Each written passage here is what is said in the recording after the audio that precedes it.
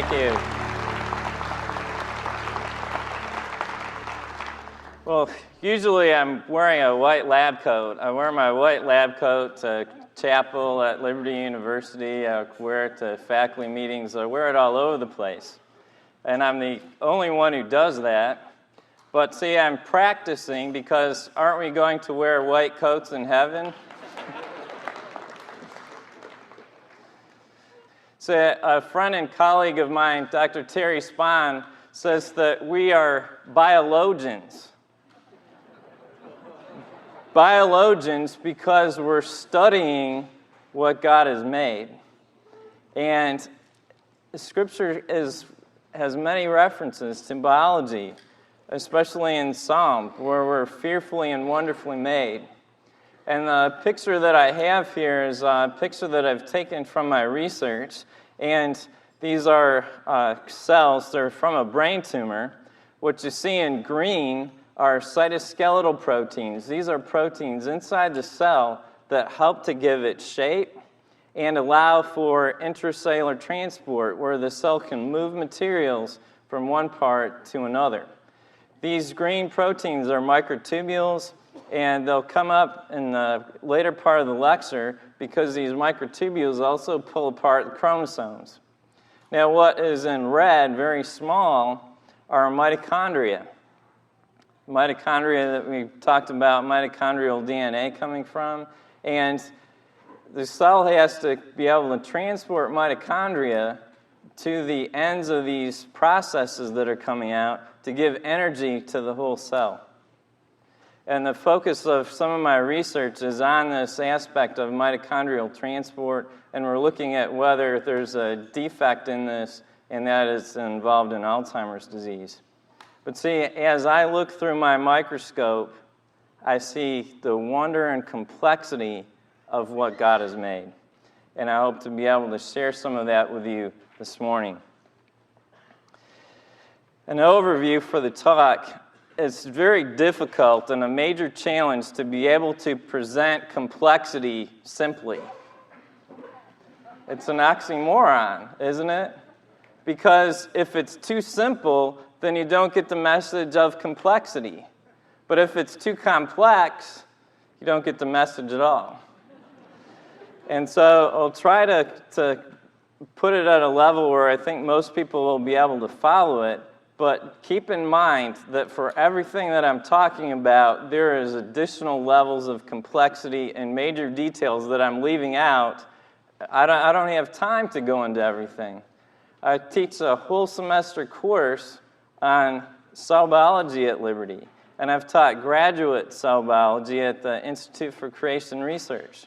And even in those classes, we barely have time to scratch the surface of the complexity of what God has made. In the diagram here, it shows a pathway for the construction of nucleotides, the components that are in DNA and RNA.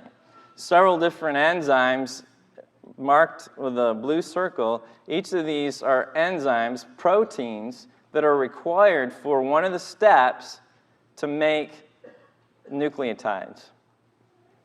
So everything that we're talking about with the DNA, we need all of these enzymes. This is to make one nucleotide, and we have 4 different nucleotides. So we have additional enzymes that are required to make these components of the DNA that we'll be talking about. We'll talk about DNA and structure and how DNA is used. And then after we explain the basics of DNA and protein synthesis very quickly, then we'll talk about the types of junk DNA that there is, and then why this junk really isn't junk. First, the DNA is a linear polymer of nucleotides. The nucleotides are linked together in a chain, and there are 4: adenine, guanine, cytosine, and thymine. And these 4 subunits are all that there is in DNA, these 4 components. It's double-stranded, and the adenine binds to thymine, and cytosine with guanine. And these form base pairs and form a ladder. The ladder is twisted into the double helix of DNA. Genes are the regions of DNA that code for proteins. The proteins are the building blocks of everything in the body. We also have lipids and carbohydrates and other things, but to have functional cells, we need proteins that form the enzymes to carry out functions, and also the structural proteins that give the cell shape and everything else. DNA, we'll see, is the instructions for which amino acids to put in which order to make a protein. The cells must be able to divide. And to divide, they're going to have to make an extra copy of all of the DNA that they have. And DNA in cells is housed in the nucleus, and the cell nucleus is shown in blue in this picture. The DNA is stained blue. And as the cell divides, it first has to condense all this DNA from chromatin into chromosomes. Chromosomes are separate units of DNA, and these chromosomes have to be separated so that each daughter cell, when the cell divides, each daughter cell gets a full set. Now we're getting one set of chromosome, one from our father and one from our mother, so we have two of each chromosome in normal individuals. During cell division, the nucleus is a membrane, and I have a video that will show about this. But the nucleus has a membrane that keeps the DNA inside. But for the cell to divide, it has to break down that membrane so that the chromosomes can be pulled apart and go into each new cell. I have a video that will demonstrate how this occurs. This is a simple animation to illustrate how the cell separates chromosomes. The pools, the tubes, are the microtubules, and they're pulling apart the chromosomes. Now, humans, they have 23 pairs of chromosomes, and you should see these pulling apart. There are two illustrated here. Now, notice in particular the site where these microtubule pools are bound to the chromosomes. They're called sister chromatids as they're coming apart. Okay. Then the chromosomes, as they get to their daughter cells, they will unwind and reform a nucleus. The cell will divide and form a new membrane in between, so you have two separate cells. In order for each cell to get a complete set of the DNA, the cell has to replicate the DNA so that they'll each get a copy. DNA replication occurs in the nucleus, and it's semi-conservative, which means that the DNA strand is unwound, and because A binds with G and C with T, it can form a template. So if you have a T on the old strand, you will add an A as you make the new strand. If you have a G on the old strand, you'll add a C, making the new strand. So each DNA molecule, when it's replicated, is half new and half old. This insertion of new nucleotides, the replication of DNA, is carried out in particular by an enzyme called DNA polymerase. Many other enzymes involved. But DNA polymerase is an amazing enzyme. It's not just one protein, it's an array of proteins that are making up this DNA polymerase complex. And DNA polymerase, as it is putting in new nucleotides, it has a special error correction mechanism. This error correction mechanism, as DNA polymerase is going along, putting in new nucleotides, if it makes a mistake, it recognizes it's made a mistake, it backs up, plucks out nucleotides until it gets to the error, plucks out the mistake, puts in the correct one, and then continues on. This error correction mechanism is so efficient, DNA polymerase makes one mistake in a billion. One mistake in a billion. Imagine if the post office or anything else made one mistake out of a billion, the IRS, federal government, one mistake out of a billion. We can't even imagine that type of error correction. And I use the analogy of Microsoft Word. When I type TEH, which often happens, it automatically fixes it and makes it THE. That's how DNA polymerase works. It recognizes the mistake and fixes it immediately. The picture in the bottom corner here is a sliding clamp. This is a protein that formed of two subunits. It wraps around DNA and it holds the DNA polymerase enzyme onto the DNA so that it doesn't fall off. Without this sliding clamp, DNA polymerase would have a tendency to fall off of the DNA.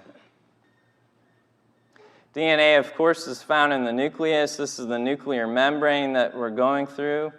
And there's an enzyme called DNA helicase. This helicase enzyme opens the DNA and makes it single-stranded in a small region. So this enzyme is very important. We also have single-stranded binding proteins that bind to the single strand of DNA, keeping it separate so that the DNA polymerase enzyme can come through and make the new strand. DNA polymerase goes from the 5' to 3' direction. This works well for the top strand, but we also have the other strand that's going the other direction. So we have what are called Okazaki fragments that are produced. There's an enzyme RNA primase that puts in RNA first, going 5' to 3'. This is an initiator for DNA polymerase to come in, use that DNA, that RNA initiator as a start so that it can come in. There's another DNA polymerase enzyme that comes in, replaces the RNA that was there, and another enzyme, DNA ligase, that seals the nicks. And bear in mind, again, this animated clip is a very simple illustration of how this occurs. There are a number of other components that have been left out. And again, these enzymes, many of them are not simply one protein, but a whole array and assembly of many different proteins that come together. Now, the central dogma of biology is that DNA codes for RNA, which codes for protein. DNA is transcribed into RNA, and the RNA is translated into proteins.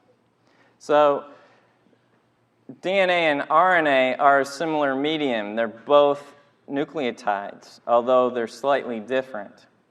But the proteins are a different type of media. These are made of amino acids.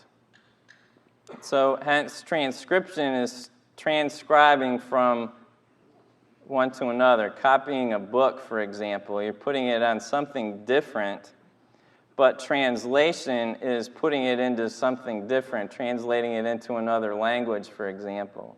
It's different from simply copying. So we want to look at these processes. RNA is made of ribonucleotides. They're slightly different sugar bases. We have three major types of DNA. The messenger RNA, which is directly transcribed from DNA, and this is the message. This is what is translated. We also have tRNA, or transfer RNA, and these are very important for the translation mechanism. We have several different tRNA molecules, and each one has an anticodon. It matches to the messenger RNA, and it has an amino acid attachment site, and so the anticodon is matched to the amino acid so that we can translate from the 3-letter RNA code into the amino acid code of proteins. RNA is single-stranded as opposed to double-stranded like DNA. It has ribose for sugar instead of deoxyribose, and the base uracil is in place of thymidine. I'll quickly give an overview of transcription before we show the video of how transcription occurs. But RNA polymerase binds to what's called a promoter. This is a region of DNA that's just ahead of the gene start site for where the protein coding begins.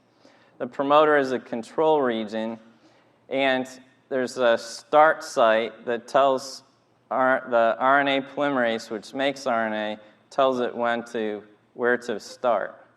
Ribonucleotides are added complementary, so if there's a G in DNA, it puts a C in the RNA, for example. Polymerase produces a polymer of RNA, one single-stranded molecule, makes a template, and it's released. So RNA polymerase, again, is a very large molecule, or very large complex of many different molecules, many different proteins that make this up. It binds to, in a complex of other proteins which aren't shown in this video, but it binds to that promoter region and puts in new nucleotides to make the RNA transcript using the DNA template strand.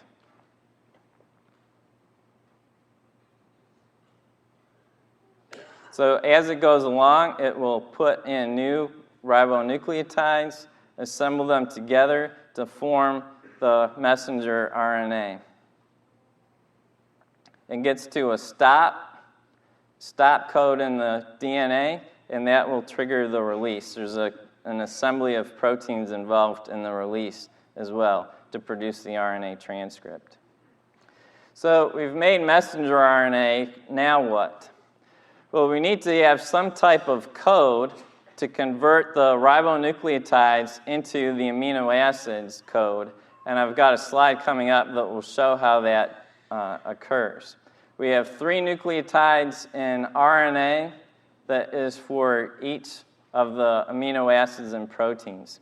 The code is said to be degenerate because there are several different 3-letter codes in RNA that will code for the same amino acid, and we'll see that in the chart. But this messenger RNA has to be translated into the protein sequence, the amino acid sequence of proteins. So this slide illustrates how we have 3 letters that code from the messenger RNA code for an amino acid. This comes from the DNA template. So the DNA template, GCA, yields a messenger RNA, CGU, and CGU is representative of arginine. The AUG is the typical start site, codes for methionine, and then we have stop signals as well for when to stop translation. So translation begins with a start. We have tRNAs and mRNAs that are loaded onto the ribosome. We have a video to illustrate this process. Each tRNA is recognizing 3 letters of RNA and carrying an amino acid with it. And as we go through one to the next, as it's reading across, it will add in additional amino acids. We'll see how the ribosome, which is a protein assembly factory, how it ratchets forward releases the tRNA and takes up the next one, and so forth, until it reaches a stop translation site. So here we see the two components of the ribosome, the large subunit and the small subunit. But these are shown as one complex that are really made up of dozens of different proteins that form that protein assembly factory. The tRNA is shown, it's yellow, it has the anticodon that will recognize messenger RNA, and then it has an amino acid. This one is methionine. Methionine is part of the first of the protein. We'll get the next one. Next three letters is for glycine. So glycine is the next amino acid that comes in with its specific tRNA. Ribosome ratchets forward, gets the next one. Next amino acid here is threonine. And this continues on. And it'll continue until it gets the stop signal. And the stop signal, when it enters into the site, triggers the release of the whole complex. And it's shown here very slow, but obviously protein synthesis is going very, very rapidly in these cells, and we have thousands of ribosomes that are in each cell of our body making proteins for us. This chart shows how the code works.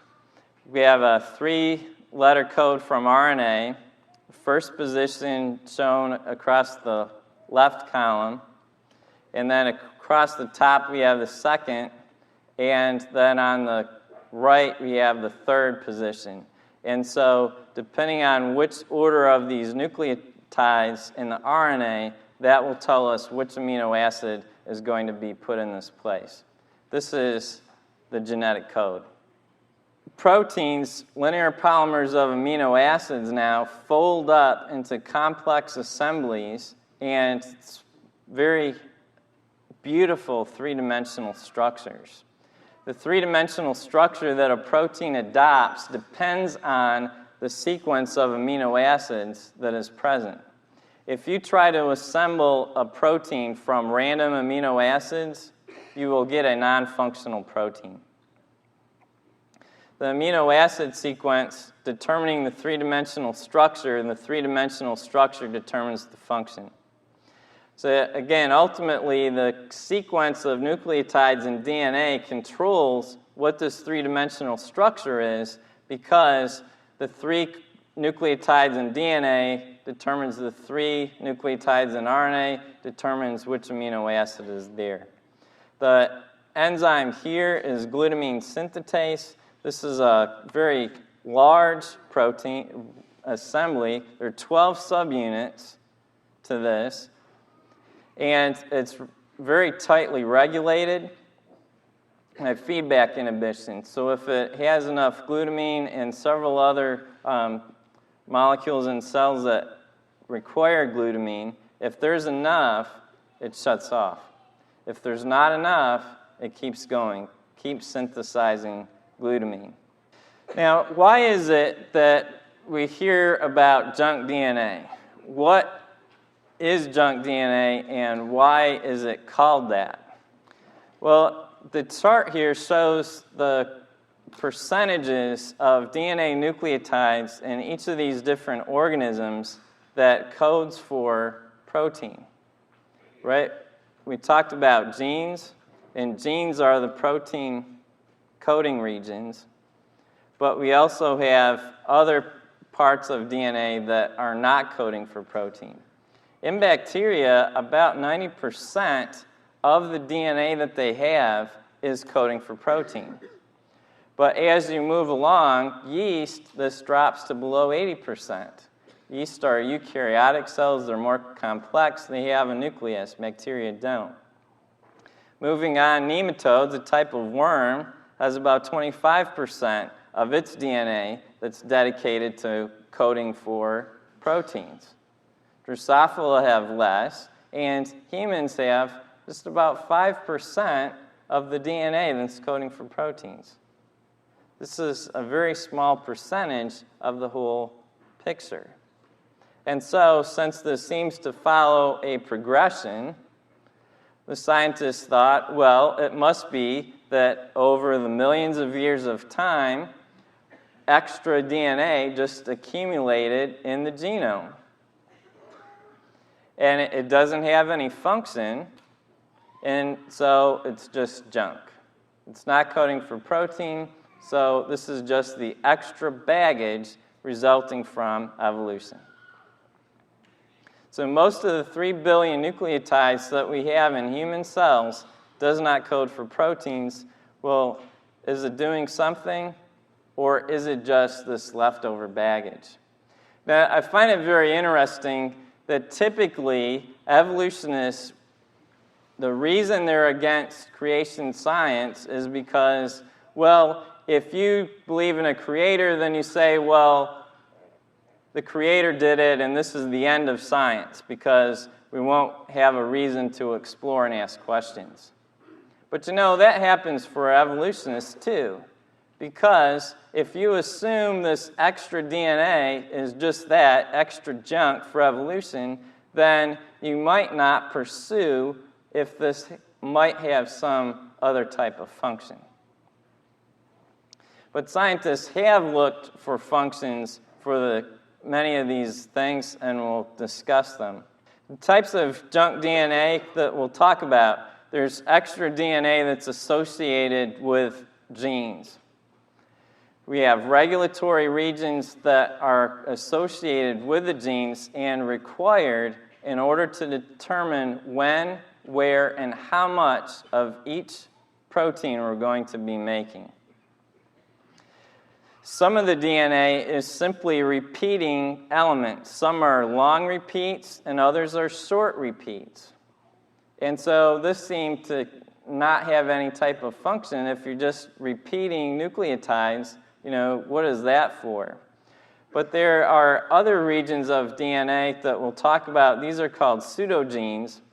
And the pseudogenes have many similarities to express genes, but often they have mutations, so-called, or other things that make them not code for a protein.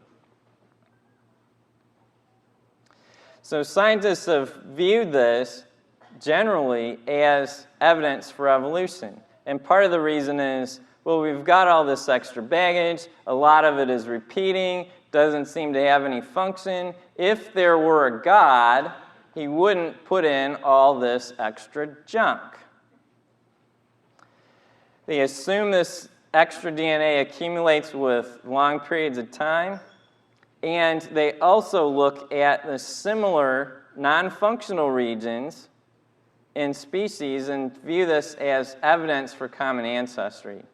In some cases, it's regarding the pseudogenes, and in others, it's the repeating elements. So they look at what are called ALU sequences in humans and ALU sequences in chimpanzees, and they say, see, there's similarity. This is coming from a common ancestor. The messenger RNA consists of two things, introns and exons in mammalian cells. The introns appear to be extra nucleotides that are put in that separate parts that code for protein. So the exons code for proteins. The introns are inserted nucleotides that don't code for proteins. They're spliced out during RNA processing to make the mature messenger RNA transcript that the cell uses in the ribosome assembly to make proteins. Now, these introns are not junk. Some of them are regulatory.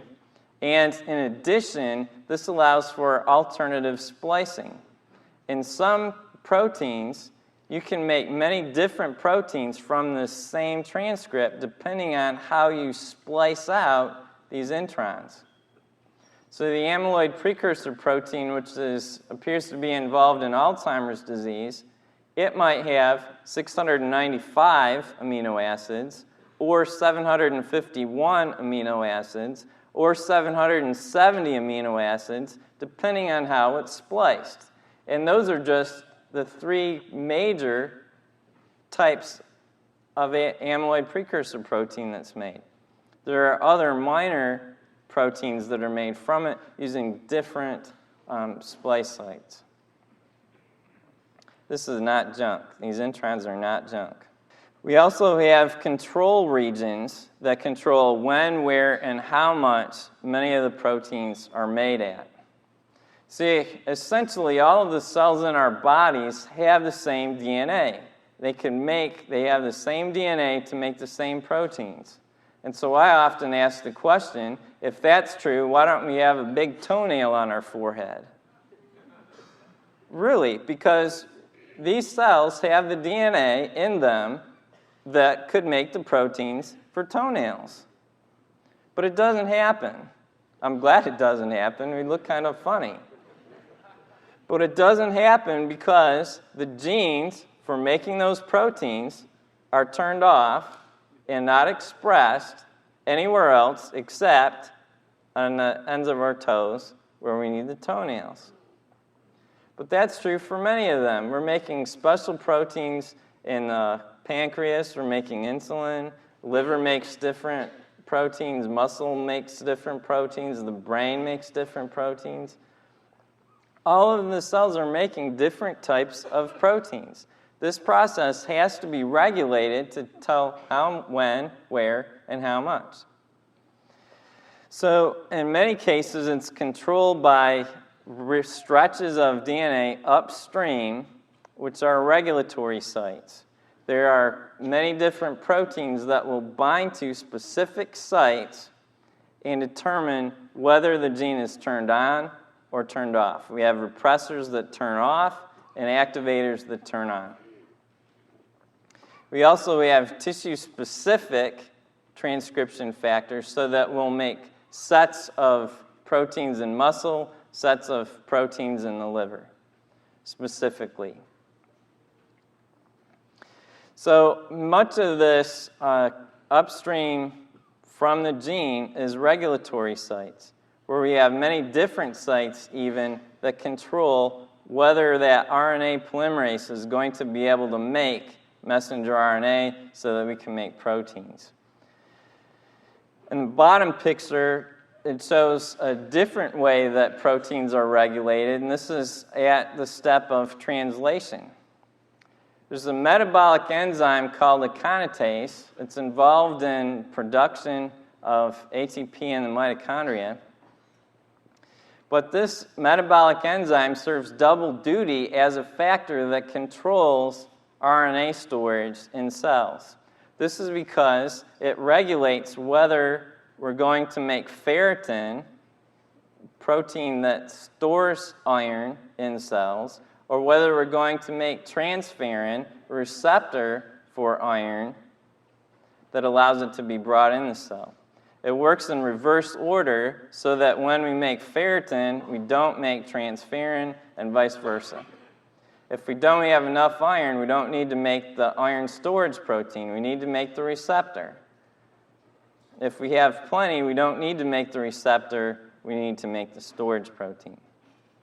So regulatory regions increase the amount of DNA that's required to have proteins produced. This is not junk. An example of how this type of regulation takes place, one of the most studied is the lac operon in bacteria. It controls whether enzyme called beta-galactosidase is going to be produced. So that the bacteria can use lactose, sugar, as a source instead of glucose. But it involves both activation and repression. The repressor requires allolactose to come off so that you can produce this enzyme. Allolactose is a byproduct of that enzyme. Bacteria are leaky. They don't shut off completely many of their proteins.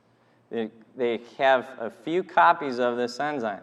If there's a little bit of lactose, then you make a little bit of allolactose, and you can remove the repressor and allow production of the beta-galactosidase enzyme. Now, when I was in graduate school, we had a whole lecture couple hours on the regulation of this gene. And I had lunch with some of my fellow graduate students after this lecture. And they were amazed. They said, how could something so complex evolve? And I sat at the table, and I said, it didn't. God made it. And they stared at me for a minute. And then they laughed. You don't really believe that. And then they came out. But for a few seconds, they thought about it. Because really, how could such a system arise by random mutation when it's so elegantly controlled? Now, I've heard of a Christian professor who is a creationist. He gave a lecture on some control regulation mechanism, goes all across the whole board, gives all the complexity, and at the end he said, and it all happened by chance. But he did it to point out to the students subtly, this can't be the case. I sometimes feel sorry for my evolutionary teachers who teach cell biology, because as they look at all of this complexity, that's what they're left with. Well, this just happened. We're just warmed over pond scum. Instead of looking at the complexity and sharing it and praising God, look at what God has done here. Mention the tissue-specific transcription factors. Well, these will be turned on, and they'll be turned on by other transcription factors, which are turned on by other transcription factors. So we have multiple layers of control. It's not unlike in our houses. We have a light in our bedroom. That's like the proteins that are made. Well, we have a switch that turns on the light. We have a switch that controls whether that messenger RNA is going to be produced to make the protein. But we also have, in the basement, a breaker panel. And we have a breaker that cuts the power to that light switch. And we also have a main that cuts the power to the breakers. And so we have layer upon layer of control for which proteins are going to be produced in which cells. We also have what could be called spacer DNA. The regulatory regions need to be a certain distance away from the genes that they're controlling. And so we need to have spaces, we need to have DNA here that'll put the regulatory region at the right place. In some cases, if the regulatory region is moved, it can alter the level of protein that's produced. Now, this spacer DNA, it doesn't really matter in a lot of cases which nucleotides are there. It's non-coding.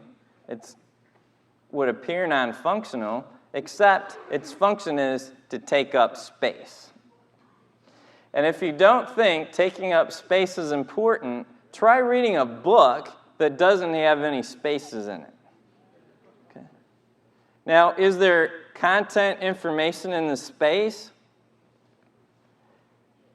Technically, yes, there is, because without it, you wouldn't know where the next letter or the next word starts. Likewise, in DNA, if we didn't have the spaces, we wouldn't have control regions and we wouldn't have things spread out the way that they need to.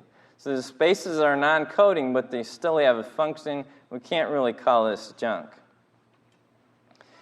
There's several different types of repeating DNA elements. Satellite DNA, linker DNA. We have origins of replication, where we're going to start DNA replication. And there are also two that are called lines and signs. long interspersed elements, and short interspersed elements. And these are repeating nucleotide sequences. Some of the satellite DNA are found at centromeres. The centromeres are in the middle of the chromosomes generally, and they make up part of what's called the kinetochore. The kinetochore is the site where those microtubule poles are going to connect and link and bind to the chromosomes so that it will be able to be, the chromosomes will be able to be pulled apart. Okay. So it serves as the anchor site for protein attachment to form the kinetochore complex. This is a diagram showing how in yeast there are several different proteins that bind to this centromere region in the chromosomes, and this is a very complex array. So the satellite DNA in the centromere is repeating, but it's serving an important function because without it, you could not separate the chromosomes because there'd be nothing for those microtubule poles to bind to pull apart. It's not really junk. We also have repeating DNA sequences that are at the ends of chromosomes. These are called telomeres. Each time the cell divides, each time it's replicating that DNA, it quits before it gets to the end.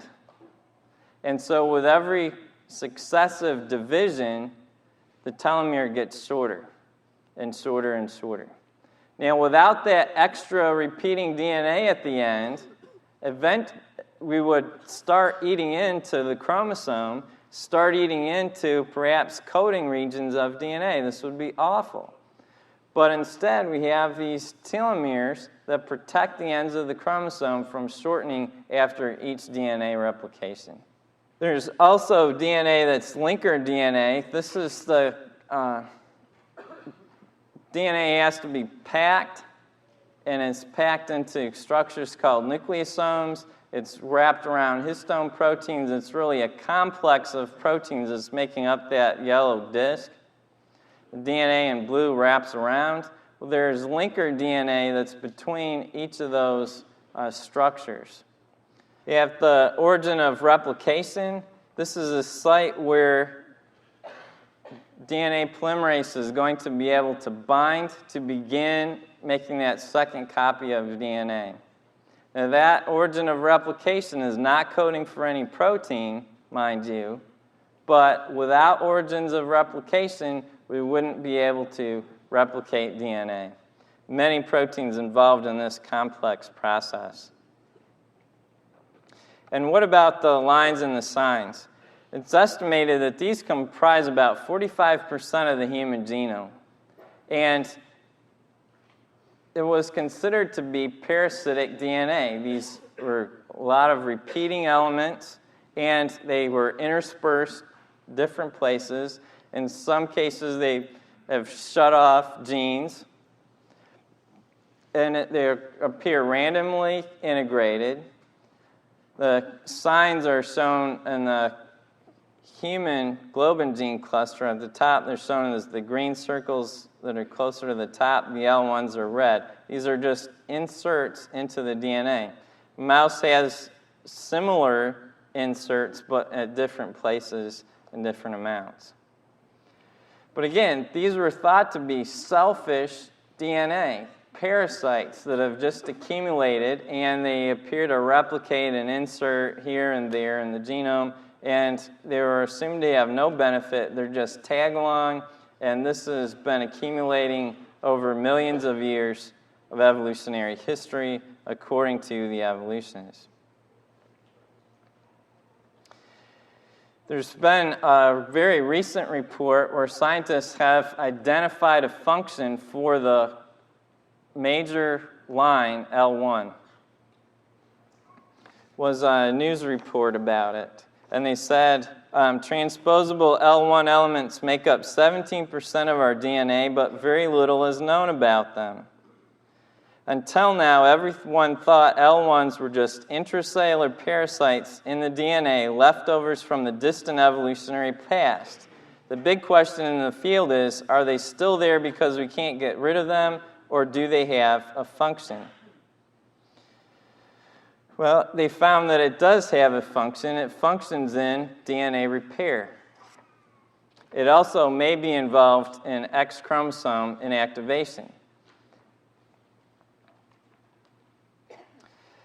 Another, the signs, short interspersed elements, the ALU ones in particular. This is the most common of the short interspersed repeating element, and what they've now found is that these are sites where cohesin proteins bind. And cohesin proteins allow DNA compaction and attachment of sister chromatids together. So what they said about this, one thing that interested us is that there are 500,000 to 1 million ALU repeats across the human genome.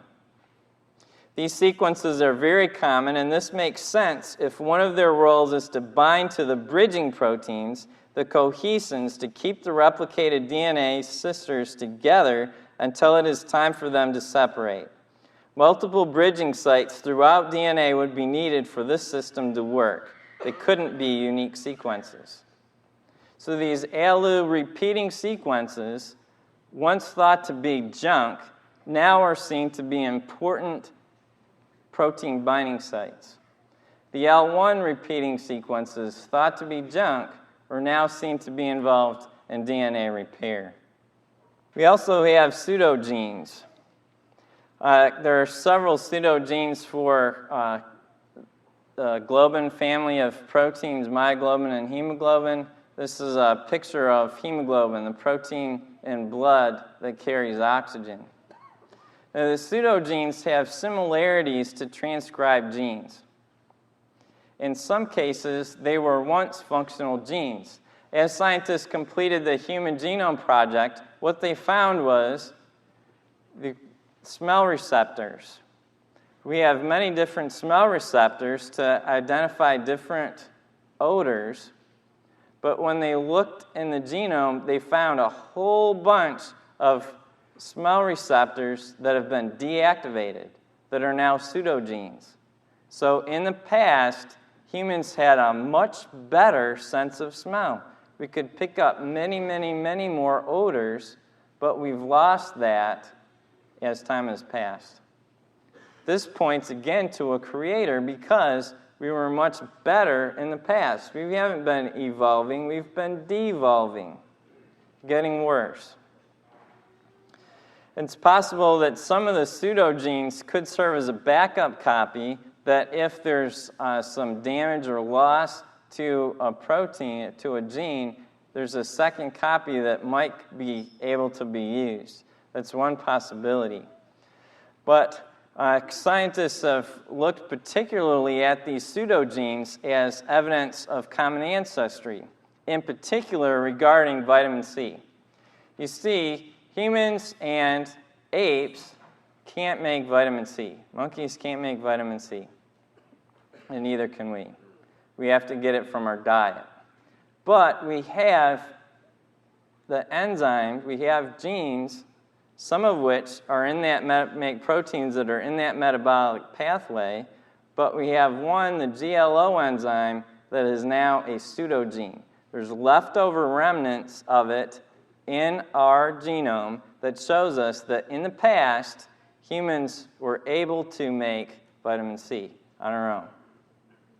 And they say, well, look, this is a plagiarized mistake. Chimps can't do it, and humans can't do it. We have the same knocked out gene. This shows we came from a common ancestor. And this has been, there's been a lot written about this. And until recently, it was a little hard to get a handle and answer this criticism. One of the papers on this topic, they found a specific mutation in the human genome and in some of the apes, and they said, aha, right here, this is the mutation that knocked out the gene. But when you look at this whole complex for the GLO sequence, there are a host of mutations that are there. you can't say which mutation was the one that knocked it out. There are so many, you couldn't pick which one it was. And so we've got one of the same mutations, but we have others that they haven't looked at. And as I did sequence comparisons, I looked. And there are other animals that also can't make vitamin C. There's some fish that can't, and also guinea pigs.